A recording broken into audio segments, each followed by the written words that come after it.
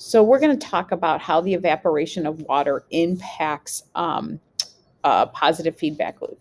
So the first idea is what trend do you see about vapor pressure and temperature? So here I see temperature increasing. So as temperature increases here, then this pressure and torr, again, I can also see this from the table, is increasing. So as temperature increases, pressure increases. You might say, great, but I don't really know what to connect that to. If we look at this next slide, it gives us some information here. It says, given that the greater the pressure it exerts, the weaker the intermolecular forces between molecules in a liquid state. The more volatile the liquid, meaning the lower the boiling point and the faster its evaporation rate. Okay, so as pressure, the greater the pressure, the faster its evaporation rate. Vapor pressure is an indication of a liquid's evaporation rate. So using that, vapor pressure is an indication of a liquid's evaporation rate.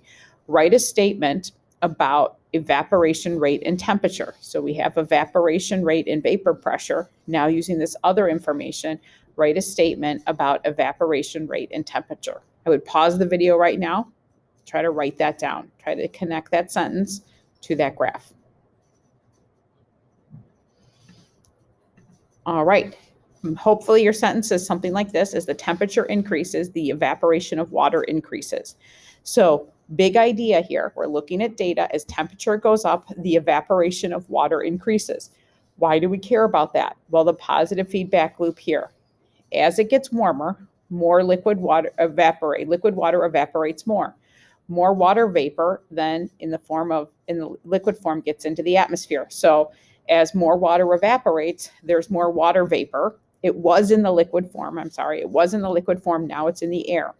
Water vapor is a greenhouse gas which traps more heat. If it traps more heat, it causes it to get warmer, to warm more. That warms up the atmosphere more. As it warms, more liquid water evaporates.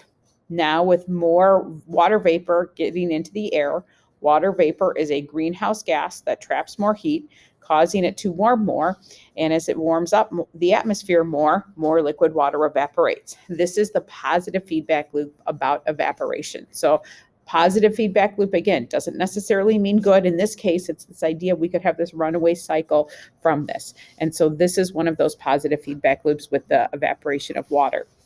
There is a negative feedback loop with water, and the thought of that one is as it gets warmer and more water evaporates, you'll have more clouds, and with more clouds, you'll block some incoming solar radiation, and so then less energy reaches the Earth, so then the Earth radiates out less infrared, and it could reset itself. So there is a negative feedback loop with water vapor too. We just don't know enough to know which one is going to actually dominate and control our atmosphere, which is kind of crazy and scary that we really don't know. I hope that was helpful.